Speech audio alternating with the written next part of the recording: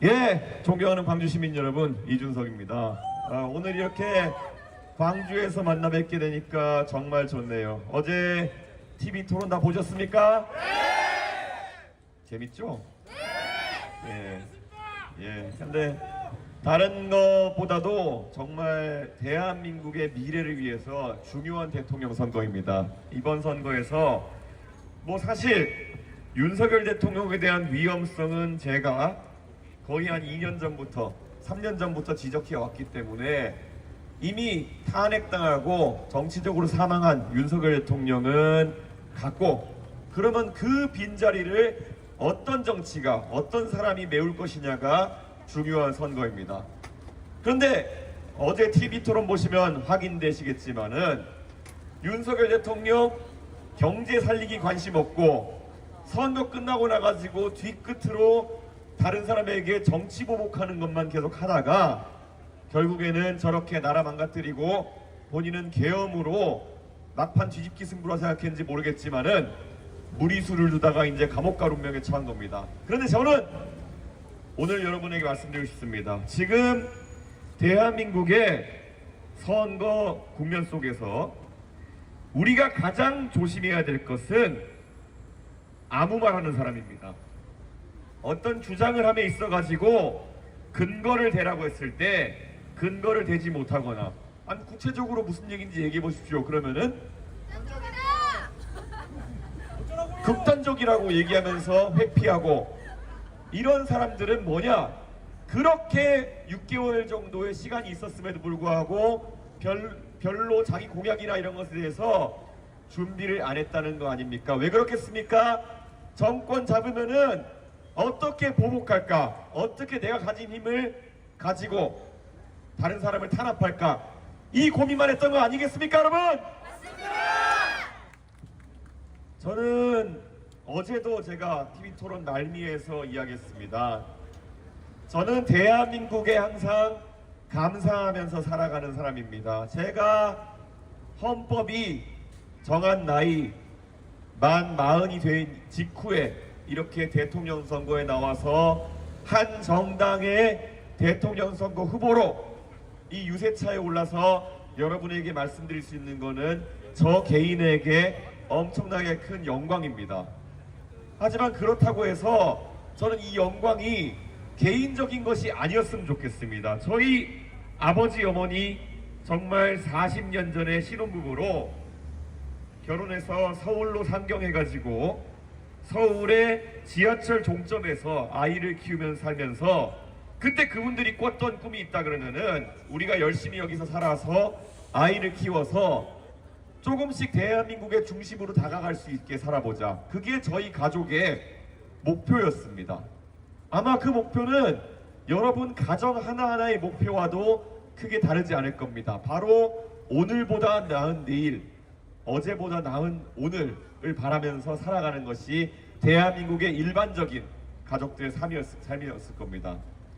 그러기 위해서는 내가 노력하는 만큼 사다리를 하나씩 밟아서 올라갈 수 있다는 그런 확신이 있어야 된다. 저는 이렇게 말씀드립니다. 자, 서울의 끝자락에서 어릴 때 아이를 키우면서 살던 부부가 그 아이가 자라가지고 공부만 열심히 해도 국비 유학생으로 정말 좋은 교육을 받고 올 수 있고, 나중에는 정치적인 빽이 없어도 선거를 통해 가지고 큰 당의 대표도 할 수 있고, 어디에 줄 서지 않아도 당당하게 정치하면 대한민국 국민들이 국회의원 만들어주고, 그리고 만약에 정말 중산층 가정에서 태어나서 열심히 한 단계 한 단계 밟아온 저 이준석이 대한민국의 대통령이 되어가지고 대한민국을 더 나은 나라로 이끌어낼 수 있다고 한다면은, 그게 바로 1980년 5월 18일부터 광주의 어떤 시민들이 꿈꿨던 대한민국형 민주주의의 완성 아니겠습니까, 여러분? 맞습니다. 5.18 광주 민주화 운동, 그것이 무엇이었겠습니까? 모든 것을 가지려고 독재의 길에 나서던 사람들, 그리고 시민들의 기본권을 짓밟으려고 하던 신군부 세력에 대해 가지고 시민들이 저항하는 시민 저항 운동이 바로 5.18 민주화 운동이었던 것이고, 그것의 기반 위에 지금 대한민국에 서 있습니다. 최근에 더불어민주당의 이재명 후보가 보이는 행태를 광주 시민 여러분께서는 뭐라고 판단하십니까? 저는 이미 입법 권력을 장악하고 이제 행정 권력을 장악하려고 하고, 그리고 그렇게 된다면은 사법부를 압박해가지고 사법 시스템마저 자기 손아귀에 넣으려고 하는 사람, 이게 바로 삼권 분립을 훼손시키려고 하는 독재자가 되고 싶어하는 사람의 행보가 아니고 무엇이겠습니까? 이렇게 많은 권력을 손에 넣으려는 사람, 그것이 바로 대한민국의 민주주의가 가장 배척해야 될, 5.18 민주주의가 가장 상극으로 생각하는 그런 현대의 적, 독재를 하려는 인물 아니겠습니까? 여러분, 이런 시도는 시민들이 힘을 합쳐서 막아내야 되는 거 아니겠습니까? 저는 단호하게 말씀드립니다. 우리가 언제나 민주주의는 옳다라는 말을 하는 것이 당연합니다. 그런데 그 민주주의의 시스템을 훼손시키려고 하는 그런 사람이 있다면은 우리 모두가 힘을 합쳐서 막아내야 된다는 생각을 합니다. 그 사람이 나이대가 어떻든, 그 사람이 어떤 지역 사람이든 그와 관계없이 우리가 이룩한 민주주의라고 하는 것은 우리 대한민국 모두의 성과이고 우리가 모두 지켜내야 될 우리의 보물과도 같은 자산입니다. 여러분, 이번 대통령 선거 이제 2주 조금 더 남은 그런 선거입니다. 자, 이 2주 남짓한 시간, 그 시간 여러분께서 대한민국의 민주주의를 지키는 길에 다 같이 함께 해주십시오. 저는 적어도 제가 대한민국의 정신을 이해하고 있다면은 어릴 때 신혼부부로 아이를 키우면서 조금이라도 아끼고 절약해서 내 자녀의 교육에 투자하며 나보다 내 아랫세대, 내 다음 세대가 더 나은 대한민국에서 살았으면 좋겠다. 나보다 내 자녀와 손자, 손녀가 더 나은 삶을 살았으면 좋겠다 하는 그 정신이 바로 대한민국이 발전한 이유다, 이렇게 생각합니다. 내가 지금 가진 것을 나를 위해 못 쓰지 않고 다음 세대를 위해서 양보할 수 있는 그 정신, 그게 지금의 대한민국을 있게 해준 가장 근본적인 다른 나라와의 차이다, 이렇게 생각합니다. 그런데 최근 정치권에서는 조금 다른 현상이 일어나고 있습니다. 최근에 이뤄졌던 국민연금에 대한 거대 양당의 합의를 보십시오. 구호는 마케팅 구호처럼 더 내고 더 받기라고 이름 지었습니다. 근데 뭔가 이상합니다. 왜냐? 바로 더 받기 시작하는 것은 기성세대요, 더 내는 것은 젊은 세대다. 이게 어떻게 공평한 연금개혁일 수가 있겠습니까? 과거대로라면은 미래 세대에게 부담을 전가하지 않기 위해 가지고 오히려 기성세대가 우리가 부담을 더 지겠다라는 합의를 했었어야 되는 것이 대한민국의 정신인데, 이번에 여의도 국회에서 거대 양당이 한 합의라고 하는 것은 아직도 태어나지 않은 미래 세대에게 부담을 지우고 지금 기성세대에게는 바로 내년부터 연금을 더 주겠다는 매표 행위입니다. 이것은 대한민국의 정신에 어긋난 행동이고, 그래서 저는 이 광주에서도 그런 매표 행위를 일삼는 사람들에 대해서 심판을 해야 된다 생각합니다. 여러분 동의하십니까? 이준석! 우리가 젊은 세대가 월급을 받아서 이런 세부담 속에서 과연 미래를 꿈꿀 수 있겠습니까? 우리가 나중에 여러분께서 사회생활 하실 때 월급을 받으면은 세금 내고 4대 보험료 내고 거기에 주택담보대출 갚고 나면은 정말 가처분 소득이 얼마 남지 않는 그런 상황을 맞이하게 됩니다. 그럼 무슨 돈으로 결혼을 하고 아이를 키우며 무슨 돈으로 자기 개발을 하고 미래를 설계합니까? 이 현실 속에서 도대체 믿기지 않는 것이 어떻게 거대 양당은 평소에는 합의하지 못하던 사람들이 이 문제에 있어 가지고는 자기들이 더 받아가고 미래 세대에게 더 갈취하는 그런 합의를 한다는 말입니까? 여러분 꼭 심판해야 되지 않겠습니까? 저는 미래 세대를 위해서 정말 이제는 정치의 문화 자체가 바뀌어야 된다 이런 생각을 합니다. 이 광주에서도 항상 과소대표되어 있던 젊은 세대의 목소리가 분출될 때마다 광주는 조금씩 변합니다. 3년 전에 많은 사람들이 정치 이슈만으로 대통령 선거, 지방선거를 치러내려고 할 때 저는 광주에 와서 젊은 세대에게 물었습니다. 과연 지금 광주의 젊은 세대가 광주에 아쉽게 생각하는 것이 무엇이냐? 이렇게 얘기했더니 젊은 세대는 정말 다른 이야기를 했습니다. 왜 광주에는 다른 지역에 있는 것들을 우리가 누릴 수가 없는 그런 상황이 지속되고 있냐? 첫째, 그때 얘기 나왔던 것이 복합 쇼핑몰이었습니다.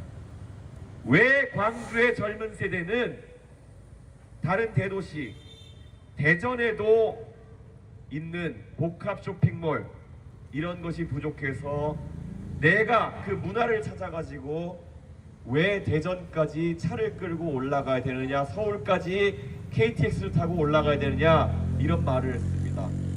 광주의 국회의원들이 그 말을 안 들었겠습니까? 지금까지 단 한 번도 광주의 정치 공간 속에서는 이런 문제를 다루는 것을 허용하지 않았던 것입니다. 매번 어떻게 하면은 그들의 정치인들의 정치적 목표를 달성할까에 대한 고민만 해왔지 정작 젊은 세대가 광주에 계속 살면서 광주에 영주하면서 사업을 하고 아이를 키워가기 위해서는 무엇이 필요한지에 대해 가지고 물어보지 않았던 것입니다. 제가 그때 놀랐던 것이 복합 쇼핑몰은 그중 하나에 불과했다는 것을 또 느꼈습니다. 하다못해 광주에 스타벅스 리저브 가져와 달라는 얘기까지 저에게 하는 것을 보면서 과연 광주의 정치를 독점해왔던 정당은 시민들의 목소리를 어떻게 누락시켜 왔던 것인지 고민하게 되었습니다. 자, 이번 선거를 통해 가지고 광주 시민들이 할 수 있는 선택은 선명합니다. 이 민주당이 독점해가는 정치 상황 속에서 광주에 지금까지 진심으로서 항상 5.18 정신을 기리기 위해 노력했던 개혁신당, 그리고 지금까지 광주의 젊은 세대의 목소리를 대한민국 정치에 항상 반영시키기 위해 노력해왔던 개혁신당, 이 개혁신당의 목소리가 광주 시민들에게 더 받아들여졌을 때 그때 우리는 광주에서 정치를 통해서 경쟁이 할 수 있는 그런 문화를 만들 수 있을 것이고, 그 경쟁 속에서 다시 복합 쇼핑몰보다 더 나은 젊은 세대가 필요로 하는 것들을 광주에 가져올 수 있습니다. 여러분, 광주의 정치를 경쟁 체제로 만들어낸다고 저는 생각합니다. 여러분 함께 하시겠습니까? 저는 믿습니다. 대한민국의 지방이 겪는 문제, 이제는 진지하게 해결하기 위해서 노력해야 됩니다. 그런데 왜 지금까지 우리는 광주와 대구가 항상 비슷한 문제로 고민해오고 있는데 왜 광주에 있는 사람은 파란당이 제시하는 해법을 따라야 되는 것처럼 되어 있고 대구에 존재하는 그런 문제들은 왜 빨간당의 해법을 찾아야 되는 것처럼 이렇게 갈려 있습니까? 광주와 대구는 거리라도 멀리 떨어져 있지. 제가 잠시 순천에 살면서 봉사활동을 한 적이 있었는데 왜 순천과 광양 사람들은 섬진강만 건너면 하동인데 그 비슷한 동네 사는 사람들끼리 왜 정치적 문제 있어가지고는 정반대의 투표를 합니까? 문제가 있으면은 비슷한 처지에 있는 사람들끼리 손을 잡고 다 같이 문제를 해결하기 위해 노력해야지 잘 풀리지 않겠습니까? 그런데 우리는 알고 있습니다.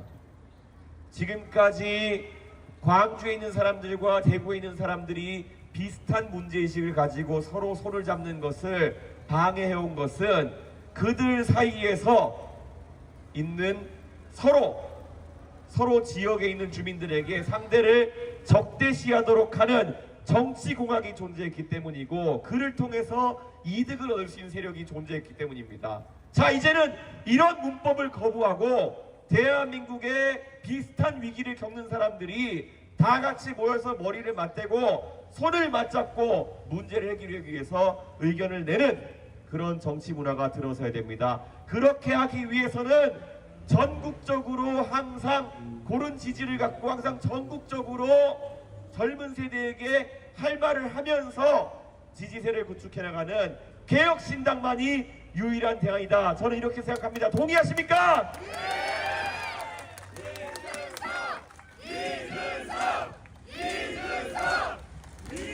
저는 이번 선거를 통해서 이야기했습니다. 저는 대한민국 어느 대통령을 언급하면서 그 정신을 이어받겠다고 해도 저는 떳떳합니다.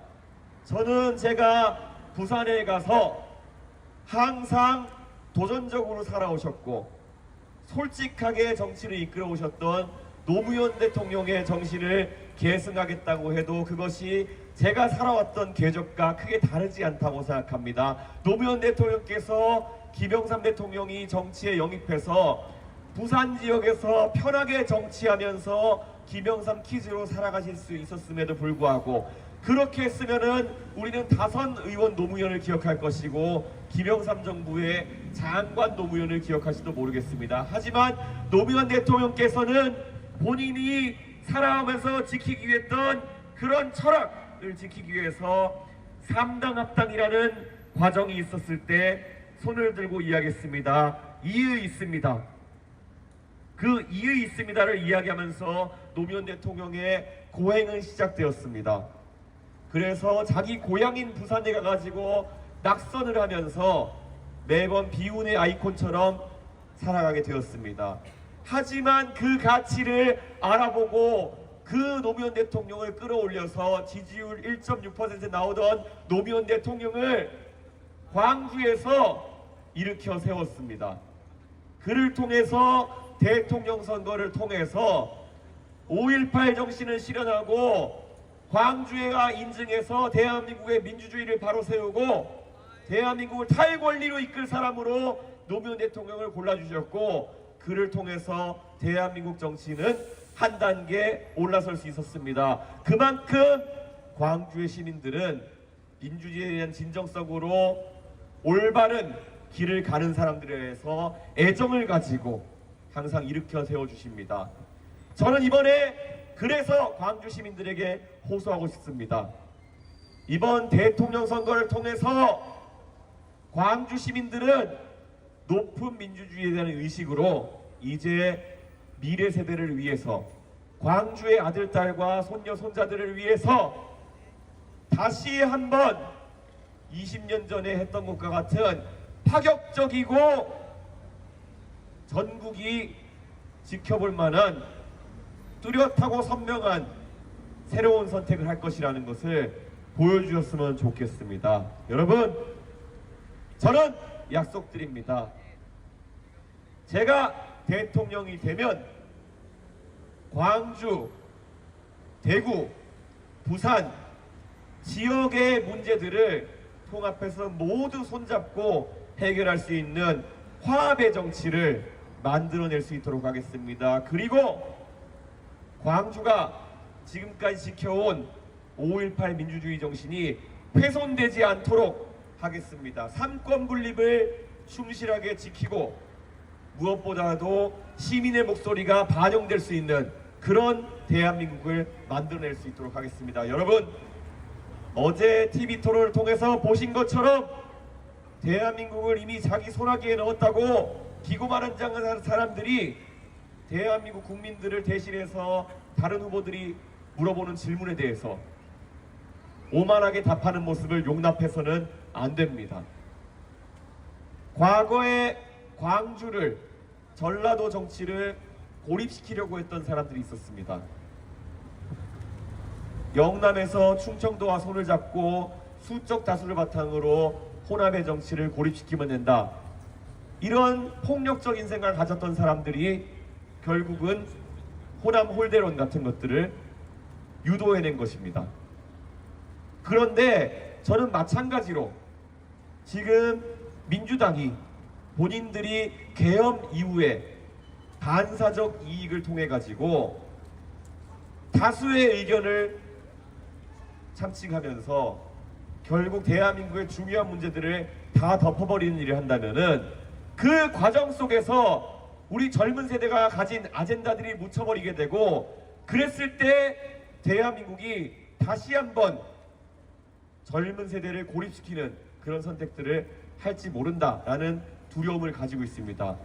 여러분, 이번 선거를 통해 가지고 대한민국의 정치를 바로 세워주시고, 저 이준석 약속드린 대로 대한민국을 바로 세워서 여러분에게 보답하겠습니다. 오늘 이 광주에 와서 정말 많은 분들 뵈니까 너무 기분이 좋고, 무엇보다도 이 전남대학교 앞에서 제가 여러분에게 이런 말씀을 드릴 수 있다는 것이 저 스스로에게는 무한한 영광이고, 무엇보다 광주 시민들의 민주주의를 향한 높은 의식, 그리고 대한민국을 향한 열정이라고 생각합니다. 정말 감사하고 열심히 해서 보답하겠습니다. 감사합니다.